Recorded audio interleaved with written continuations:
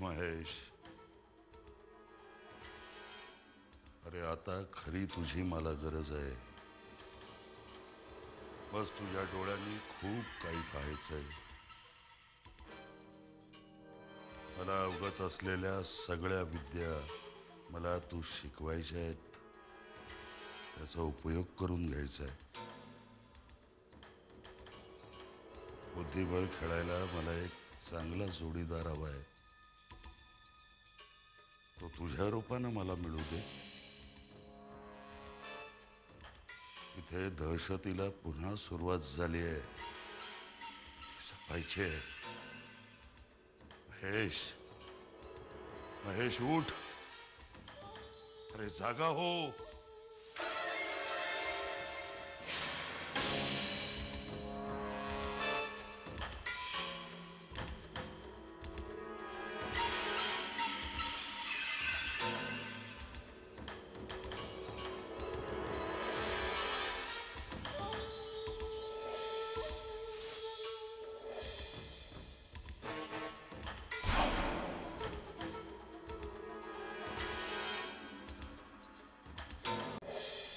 काय जमतंय का?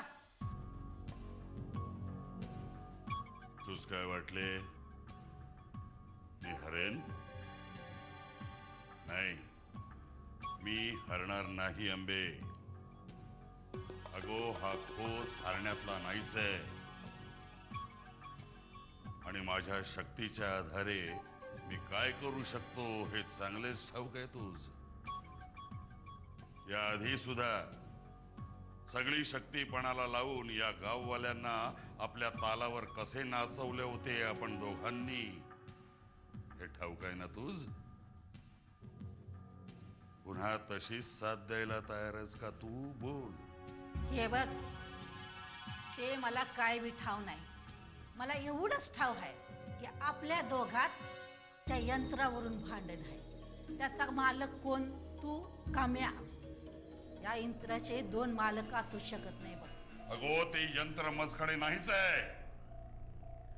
म्हणून तू सांगतोय ते यंत्र मज देऊन टाक.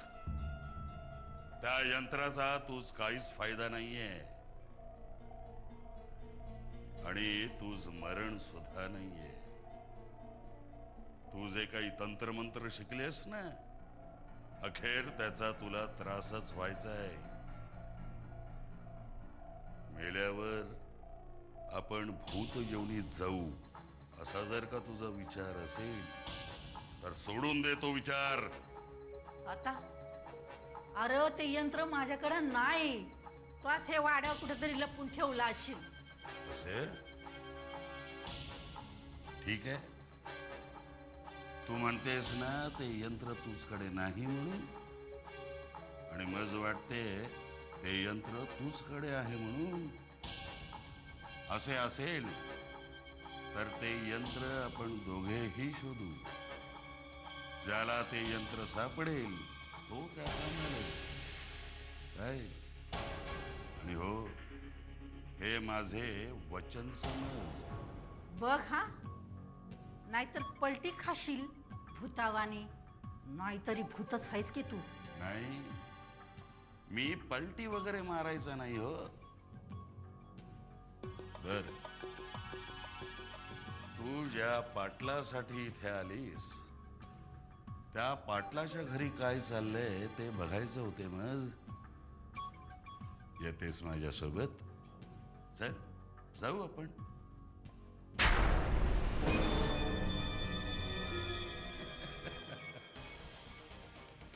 नको, तुला तिथे नेण्यात काहीच फायदा नाही. अगो तुझ्या शरीरात त्राणच उरलेला नाहीये. तुझ्यापेक्षा तो शिवराम बरा. नाहीतरी गावातले सगळे लोक त्याला वेडा समजतात. म्हणजे मी त्याच्या शरीरात आहे हे कोणासही कळायचे नाही. तिथे काय घडले ते आल्यावर मी सांगीन हो तुला.